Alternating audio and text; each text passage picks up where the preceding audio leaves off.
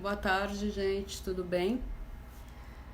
Estamos aqui iniciando o terceiro dia do Pesquisa na Quarentena. Então, para quem está entrando hoje pela primeira vez, o Pesquisa na Quarentena é um projeto meu uma iniciativa minha de dividir com vocês algumas ideias sobre metodologia de pesquisa, que é um material que eu venho organizando há cerca de 2 anos nesse formato, que vai estar disponível numa plataforma privada a partir de maio, eu acho. Né? Hoje a gente não sabe nada direito mais, mas deve estar a partir de maio, mas que eu estou disponibilizando uma parte desse conteúdo gratuitamente aqui como minha contribuição para a gente passar por esse período complicado de quarentena, não é? Que começou aí no início dessa semana oficialmente e que parece que faz muito tempo, né, que a gente está em quarentena. Mas bora lá, gente, força, que estamos no início da segunda semana e deve ter muito tempo pela frente. Vamos nos preparar para ficar em quarentena muito tempo, né? E aqui vai um apelo meu: se você tem idoso na família, amigo, próximo de alguma coisa, pelo amor de Deus, amarra ele em casa. Não deixa ir tomar vacina de H1N1, porque se você está em quarentena, não tem gripe para você pegar, então não precisa sair para tomar vacina, não é? Os idosos estão saindo para tomar vacina e se contaminando na fila da vacina, né? Estragando com a quarentena inteira que eles tiveram. Pelo amor de Deus, deixa seu velhinho em casa. Eu sei que é difícil, mas um absurdo, não é? Os idosos todos em fila para tomar uma vacina e se contaminando. Enfim, é a vida da gente. Vamos, bora em frente. Oi, Patrícia, Concília. O assunto de hoje está na sequência do que a gente vem falando, não é? Desde o terceiro dia. Hoje eu preciso anotar para não me perder, né? Hoje é o terceiro dia da nossa conversa e hoje eu fiquei de falar sobre a busca por referências, né? Como e onde, como você escolhe as fontes, não é? Que você vai utilizar, no caso, para montar o seu projeto de pesquisa, tá? Se você já está pesquisando, oi Fábio, oi Rom, se você já está desenvolvendo um projeto de pesquisa, eu imagino que você já tenha um orientador e você já tenha passado pelo período de buscar suas referências para iniciar a pesquisa. Eu estou chamando de referências iniciais, pensando que esse é um momento em que você provavelmente não tem ainda muito material reunido e você está trabalhando na montagem do seu projeto. Aqui fica uma observação: se o seu trabalho, se você está montando um artigo para um congresso, esse artigo deve ser de alguma pesquisa que você já vem desenvolvendo. Então, não está no momento de você buscar referência, tá? Então, a fala de hoje é prioritariamente voltada para aquela pessoa que está iniciando um projeto de pesquisa e está preocupada em buscar como é que eu começo a buscar fontes e como é que eu sei se eu posso confiar nessa fonte ou não, tá bom? É claro que essas dicas ou essas informações, né, que eu prefiro dizer assim, não são dicas, são informações concretas, né, que eu vou passar para vocês sobre busca por referências, servem também para você ampliar as referências que você já tem, né? Mas vamos nos concentrar aí em quem está começando. Primeiro, se você está começando a buscar referência, é muito importante que você tenha claro o seu assunto, não é? Aí eu sempre caio naqueles lugares assim, claro, né, Sônia, eu vou buscar referência sobre alguma coisa, não é? Mas essa alguma coisa, geralmente o iniciante tem muita dificuldade de dizer Você está buscando referência sobre o quê? Não é? E aí vem aquelas coisas muito amplas. Sobre música, sobre afinação, sobre contrabaixo, sobre piano. É muita coisa, né, gente? Você tem que buscar, em primeiro lugar, afunilar o seu assunto, sobre o que é. Lembra, eu falei sobre isso ontem. Dentro de um determinado assunto existe um problema. Se não tem problema, não tem pesquisa. Então, mas eu estou montando meu projeto e ainda não tenho um problema. Então você não tem como montar um projeto. Tá no caminho errado, tá furado. Para tudo. Descobre qual é o problema. E porque é o problema que vai te levar às referências. Não é? Eu vou dar algum exemplo, mas é muito importante que você entenda o conceito da coisa. Se eu estou lidando com o problema de um tipo de ensino, por exemplo, ou melhor, uma forma específica de ensinar a correção ou a percepção de um tipo de afinação, não é? Eu devo ter localizado um problema com relação a afinar determinado aspecto da afinação que eu estou discutindo, não é? E que eu espero ao final do meu trabalho, quando o projeto for aprovado e eu fizer a pesquisa, contribuir para minimizar este problema de afinação que eu detectei. Então, as referências que eu vou buscar, elas vão partir deste foco. Bom, vou buscar trabalhos sobre referências sobre esse tipo de afinação ou essa forma de ensinar ou aprender esse tipo de afinação, tá? Hipotético, estou falando de uma coisa hipotética. Primeiríssimo lugar, eu, aluno de graduação, vou onde? A biblioteca da minha escola. É o primeiro lugar que eu vou procurar alguma coisa, né? Mas na biblioteca da minha escola não tem nada. Não, se não tivesse nada, a biblioteca não estava lá. Alguma coisa tem. Pode ser que não esteja exatamente o que você está procurando, mas você não pode eliminar a biblioteca da sua instituição antes de ter ido lá, não é?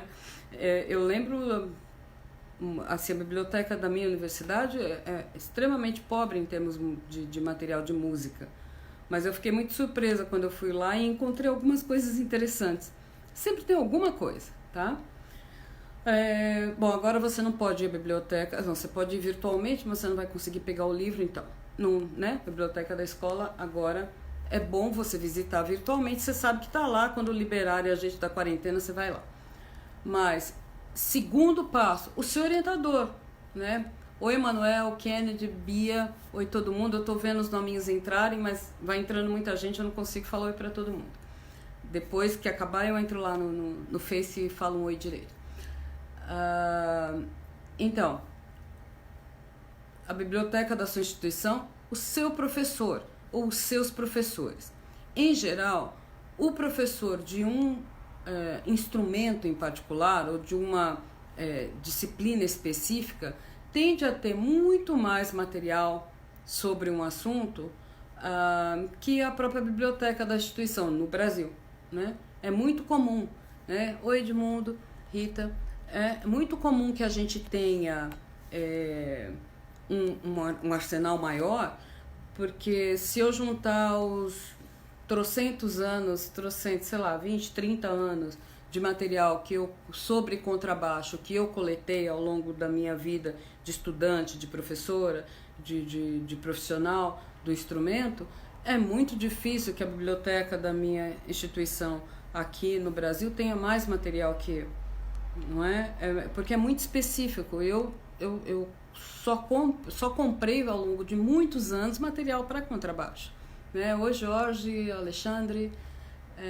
Então, o seu professor, se você já sabe que você está pesquisando relações de afinação, que foi o exemplo que eu peguei aí, ensino de afinação, e você tem lá um professor na instituição que desenvolve pesquisa sobre cognição, ensino da música, e no trabalho dele tem alguma coisa perto de afinação, você sabe que ele é uma pessoa que provavelmente tem material, ou ele vai saber te indicar algum material. Então, é claro, não faz que nem certas pessoas, não pega o cara no meio do corredor, professor, você tem um livro sobre afinação? Ele vai falar, não é assim que a gente faz, né, gente? Pega o e-mail, manda um e-mail, tô iniciando uma pesquisa, assim, assim, assado, gostaria de saber indicações e tal. Mesmo porque, né, você não vai pegar ninguém no corredor nos dias de hoje, né? Agora é internet, vamos no e-mail. E não seja indiscreto, não entra no WhatsApp do professor pedindo referência de livro, né? Tem dó de nós, tá bom? Manda um e-mail educadinho lá e pede. Se não for o seu professor direto, não é? Você é o professor que você conhece e sabe. Ele pode não ser da sua instituição também. Como é que eu sei disso? Olha, você encontrou algum trabalho que tem o nome desse professor, geralmente é praxe nos nossos artigos, textos publicados viram um e-mail, é para isso, para você poder entrar em contato com o autor e pedir, né, algum material. E obviamente, se você está sob orientação de alguém, esse orientador é a pessoa primeira, né, para você passar e pedir um material. Bom, tudo isso é óbvio? Ótimo, então a gente pode passar para frente. O próximo passo, você vai descobrir que tipo de publicação tem material sobre o que você quer pesquisar. No nosso caso, a gente estava falando sobre um ensino de afinação, eu tenho basicamente duas grandes dicas aí. Uma coisa são os trabalhos sobre ensino de música que podem estar lidando com afinação ou com afinação de instrumento e podem estar passando por ensino da afinação quando falam sobre ensino do instrumento ou vice-versa. O outro lado são trabalhos sobre o próprio ensino da performance musical, os trabalhos que lidam especificamente com pedagogia da performance musical. E aí então eu vou buscar isso onde? Em periódicos, né, que são publicações específicas da área de música, que tenham títulos, sessões ou até volumes inteiros dedicados especificamente à performance musical, né? Oi, Fábio, Marcos, Camilo, Herbert. Eu também posso buscar anais de congressos que sejam mais específicos, por exemplo, os congressos da Associação Brasileira de Performance Musical, onde todos os trabalhos são voltados à performance. Eu consigo achar os de ensino ou os que abrangem a pedagogia da performance musical muito mais efetivamente. Consigo entrar nos congresso grande da área de música, como a Ampon, e verificar duas áreas, performance musical e educação musical. São duas áreas onde você vai certamente encontrar trabalhos que estão cruzando essas duas áreas. Ensino do instrumento, fundamentos da pedagogia do instrumento ou da performance musical como um todo, e também trabalhos sobre performance musical que estejam pincelando de alguma forma a ideia pedagógica. Tá? Outra coisa que eu posso fazer, eu sei que tem um pesquisador que foi citado em um dos trabalhos que eu tenho, né? Oi, Cássio, Roberta, e que essa pessoa pesquisa o assunto ou alguma coisa em torno do problema que eu estou pesquisando. Vai no Lattes dele, né? Como que eu vou no Lattes? cnpq.br, ou coloca Lattes com 2 T's, né? No Google, ele vai te levar ao site do CNPq. E daí a única coisa que você precisa saber é o nome completo do pesquisador. Se você souber a instituição da onde ele vem, isso tudo é obrigatório, lembra quando a gente publica um artigo? Porque assim eu consigo localizar o autor. Aí você, no Lattes da pessoa, você consegue saber o que ele tem publicado, onde foi publicado. Você sabe quem são os orientandos dessa pessoa, quais os trabalhos que a pessoa publicou em parceria com o orientando, né? Você sabe também onde é que esse professor, esse pesquisador trabalha. Você pode entrar no site da instituição dele, ver que pesquisas mais tem lá, mas no Lattes dele tem os projetos que ele desenvolve, os parceiros com quem ele publica, os coautores dele, também são outras dicas de para onde eu vou buscar mais informação, né? Esses são caminhos seguros de buscar referências, tá? Tem mais. Esses são os primeiros, né? Os pesquisadores que a gente conhece ou que foram citados em trabalhos que a gente conhece, e através deles eu vou fazendo uma rede, os orientandos deles, os coautores deles, até o orientador dessa pessoa você vai acessar no Lattes dele, tá? É muito importante, são fontes seguras. Fora isso, eu posso buscar verbetes em enciclopédias, e daí tá fora de cogitação usar o dicionário ZAA, tá? Por quê? É um dicionário muito básico para quem faz pesquisa em nível superior. É muito bom para consultar uma coisa pontual, data de nascimento e morte, alguma referência que te leve a um dicionário mais aprofundado. Então, daí, já sabe, quem é aluno de graduação e não fala língua estrangeira, corre atrás. Corre atrás. Você precisa pelo menos ler em inglês, né? Pelo menos um inglês. Oi, Iramá, que bom que você está aí. Pelo menos saber fazer uma consulta, não é? A um dicionário em inglês, quer dizer, inglês instrumental, tá? Para te ajudar a fazer essa busca, saber o que você está. Oi, Voila, oi, Léo. Então, os verbetes de enciclopédias, ou seja, aqueles textos publicados em enciclopédias de grande porte, como o dicionário, o Grove completo ou online, não aquele pequenininho conciso, o completo, porque o completo vem assinado. Se você vai buscar lá a afinação, tem 20, 30 páginas sobre afinação, tem história da afinação no século XV, no século XVI, no século XVIII, cada parte específica discutindo a afinação vai ter um especialista que assinou a redação daquele verbete. E é ele que você vai citar como referência, não o dicionário inteiro, tá? Então, você tem o Grove em língua inglesa, você tem dicionário específico de música, como o... meu Deus do céu, vazou agora da minha cabeça, já vou lembrar já, senão eu vou ali no quarto pegar para falar para vocês. Você tem hoje em dia os sites online das instituições, site da Brapem, site da Ampom, site da ABEM, eles todos te levam às publicações que essas associações têm. Revistas, né, que são os periódicos, anais dos congressos. Tem associações que têm mais que uma revista. A BCM, por exemplo, Associação Brasileira de Cognição e Artes Musicais, tem 2 periódicos diferentes. Você tem na Ampom, além da Opus, da revista Opus, você tem a série de livros publicados pela Ampom.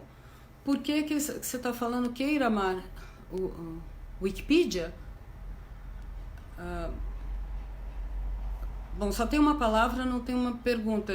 Você está perguntando sobre se é indicada a Wikipedia? Tem que tomar cuidado com a Wikipedia, tá? Porque a Wikipedia é uma enciclopédia livre, aberta, ela é... Oi, Zenon. Ela é construída por todas as pessoas que queiram contribuir. Então, você não tem nela uma referência segura, porque ela é do povo. Todo mundo que quiser contribuir, contribui. Pode ser uma informação excelente ou pode ser uma informação dúbia. A Wikipedia é muito boa para coisas pontuais, como eu falei, o dicionário ZAA. Uma coisa você está buscando ali localizar o período específico, uma data específica que você não tem ideia. A Wikipedia pode te dar um caminho para você buscar e pesquisar mais assertivamente. Não para você entrar lá e copiar e citar. Copiei da Wikipedia. Tá? Porque isso que vai acontecer. Oi, Zenon. Se você fizer isso, você vai estar empobrecendo o seu trabalho, porque você está fazendo uma citação direta de uma fonte não segura. Não é? Ao mesmo tempo que você pode fazer uma pesquisa profunda em teses, em livros muito respeitados e chegar à mesma conclusão que é a Wikipedia. Aí você vai falar assim, tá vendo? A Sônia falou que não podia usar, mas aqui diz a mesma coisa. Mas você não tem garantia. Né? Por quê? Quem escreveu a Wikipedia? Todo mundo que quis. Então é uma fonte muito importante. Você vai achar lá, eu consulto a Wikipedia direto. Mas como não está assinado por ninguém que se responsabiliza pela informação, eu uso como um caminho para eu chegar numa informação. Né? E tem muitos artigos lá na Wikipedia que vêm com sugestões de referências. Aí é legal, eu vou à referência que está sendo indicada lá na Wikipedia e confiro se eu encontro aquela informação. Né? Mas se você está iniciando, vamos voltar lá no começo da minha fala, se você está iniciando um projeto de pesquisa, você é aluno de graduação, você vai ter muita dificuldade de fazer esse discernimento. É diferente de um professor experiente que entra lá e diz, é mesmo, tem esse livro, eu esqueci, ainda bem que eu olhei aqui na Wikipedia e me lembrou. Ou, olha, não sabia que esse autor tinha escrito isso. É muito diferente. Você iniciante não tá para arriscar com informação de Wikipedia. Entende a diferença? Então, vai no seu... não sei se eu respondi, Amaro, o que você estava perguntando. Tá? Oi, Chimba e Arana, Esther de Campos Borges. Voltei, eu não sei o que eu apertei aqui, que acho que tinha me tirado do... Tá. Então, aí... outra coisa, as teses... Oi, Bia, obrigada. Pauline, obrigada. As teses, dissertações defendidas no Brasil, elas são fundamentais para você que está começando a desenvolver um trabalho no Brasil. Como é que eu vou saber as teses e dissertações que existem em torno desse problema, que é o meu problema de pesquisa, sobre o qual eu estou tentando estruturar um projeto? Bom, tem o banco de teses da CAPES? Tem, claro, que está lá. O banco de teses da CAPES, ele é da área toda, ele tem muita coisa, especialmente dos últimos 8 ou 10 anos, desde quando os programas de pós-graduação passaram a ser obrigados a entregar uma versão digital dos trabalhos defendidos. Mas, obrigado, Iramar, mas os trabalhos de antes desse período, ainda tem muitos deles que não estão lá no portal, né, da CAPES. Mas, grande parte, uma parte significativa está lá. Mas fazer consulta lá no portal da CAPES, ele abre para tantas e tantas possibilidades que eu sempre acho interessante ir direto ao site do programa de pós-graduação que tem aquela especificidade que você está buscando. Não é? Bom, deixa eu cair no exemplo óbvio, né, que eu vivo dando exemplo de contrabaixo por razões óbvias. Vamos dizer que a sua pesquisa seja sobre contrabaixo. Algum aspecto, afinação, pedagogia, técnica, desenvolvimento, uso do corpo no contrabaixo, algum aspecto do instrumento. E você está no Brasil. Onde estarão as dissertações e teses sobre contrabaixo? Bom, você vai achar nos programas de pós-graduação onde tem professor de contrabaixo. Né? É o primeiro lugar que você vai procurar, se você vai procurar dissertação e tese. Então, você vai olhar na UFMG, você vai olhar, oi Márcia, né? Você vai olhar na UFMG, onde está o professor Fausto Borém há, né, tantos anos, na UFG, onde eu estou, onde mais tem contrabaixista. Na UFPB, durante muito tempo, o Luciano esteve lá, e os professores de contrabaixo em pós-graduação são muito poucos. Agora, na Estadual do Amazonas, tem professor desenvolvendo orientação de contrabaixo lá. Mas os polos principais na pós-graduação continuam sendo o FMG, o FG e o Unesp, onde eu também trabalho. A Unicamp, obrigado. Memória está falhando aqui, claro. A Unicamp, que é recente, né, no contrabaixo, porque e também se concentra no contrabaixo popular, muito, né? Mas tem profissionais orientando pesquisas em contrabaixo em vários outros programas de pós-graduação, mesmo não sendo contrabaixistas. Sim, o professor Zé Alexandre, que está na Unicamp, mas que é da área de música popular. Né? Agora, lembrando, aliás, que é o único na pós-graduação na área de música popular. Tem muita gente na universidade na popular, mas na pós-graduação, por enquanto, só na Unicamp. Então, continuando o raciocínio, se você quer buscar todas as possíveis teses e dissertações, você vai achar em outros programas onde não tenham contrabaixistas como principal orientador. Em geral, se convida um contrabaixista co-orientador daquele trabalho.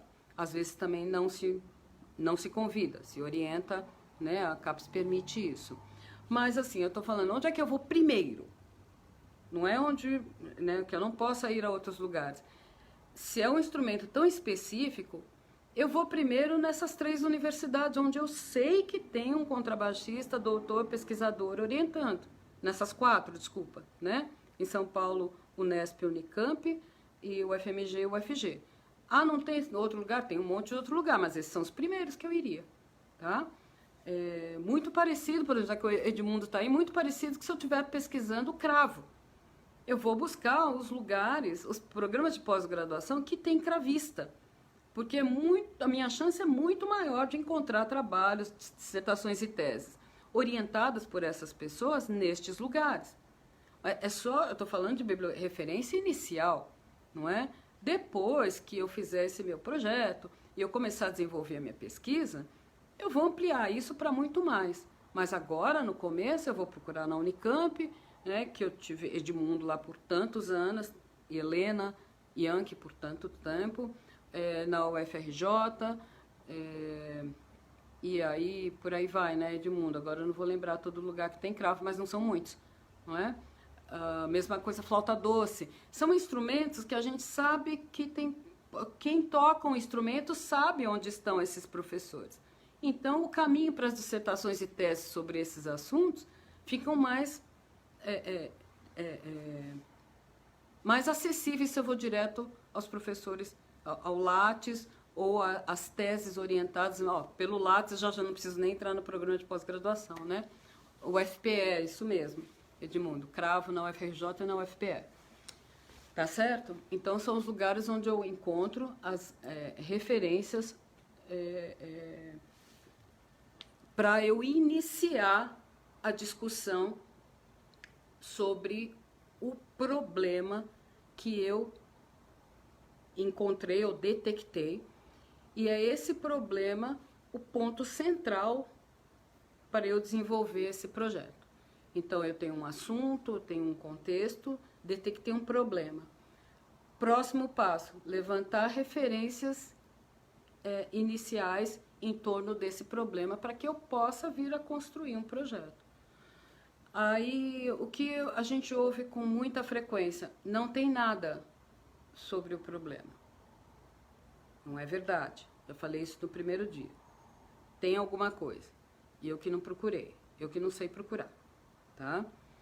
Então, o que eu não falei ainda, onde é que eu não vou procurar?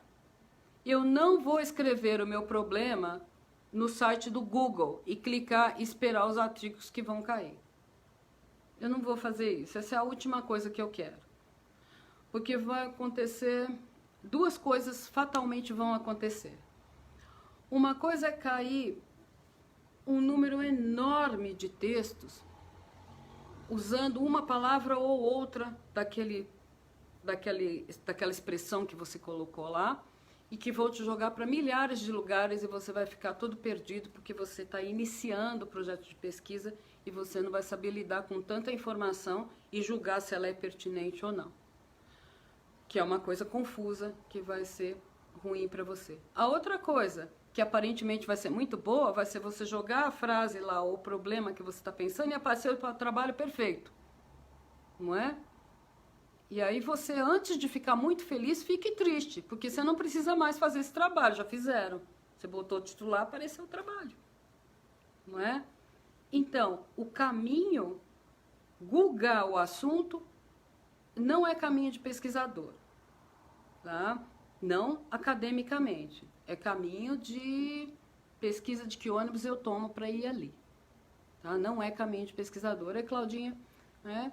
Então, o pesquisador busca caminhos que te dão segurança de que o texto que você encontrar ali é seguro. Aí vem uma outra pergunta muito comum. Quer dizer que todo texto que eu achar desse jeito que você está indicando é um texto bom? Não. Tá? É um texto respaldado. É um texto que, antes dele ser publicado, ele passou por um crivo. Se está em congresso, se está em periódico, se é uma tese, né? Os congressos, os periódicos, eles passam por avaliação por pares. Pelo menos 2 especialistas daquela área deram aval para aquilo ser publicado. Ainda assim, pode ser que não seja um texto excelente, mas você tem mais garantias de usar esse texto do que usar um que não passou por crivo nenhum. Tá? Você está respaldado pela área. O texto deve ter algum critério de qualidade. Alguma qualidade ele tem, porque senão 2 especialistas não o teriam aprovado.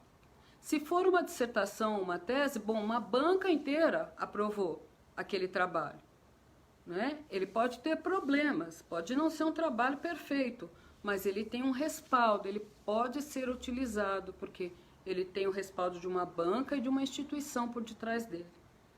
E daí você, iniciante, não pode ser acusado de pegar uma fonte sem fundamento. A fonte está fundamentada.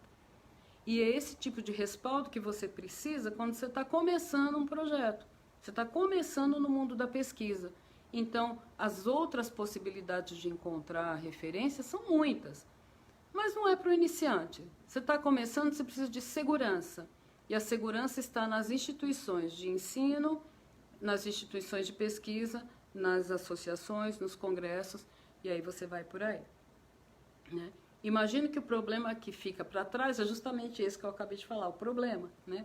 Se eu não sei qual é o problema específico que eu estou buscando,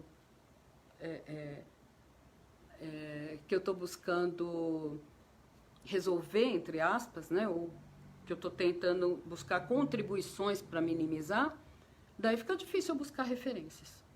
Né? As referências são relacionadas àquele problema. E daí teria muito mais para falar sobre isso, mas a gente tem uma quarentena longa. Vou poder falar mais sobre referências, como aprofundar as suas referências, como separar essas referências.